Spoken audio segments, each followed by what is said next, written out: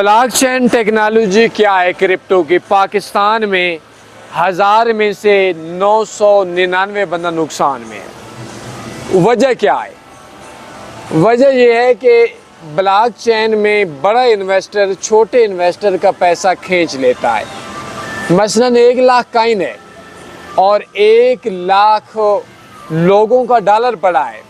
$1 1 lakh equal हो गए तो $1 1 कॉइन का रेट हो गया।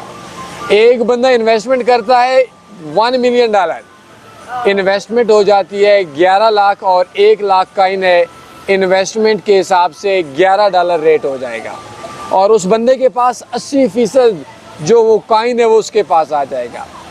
कुछ अरसे के बाद जब बाकी लोग बाई करते करते उसका रेट 20 पे चला जाएगा। जब 20 पे जाएगा तो वो अपना सारा सेल करेगा, रेट 4 पे आ जाएगा। जिन्होंने 11 से लेकर 20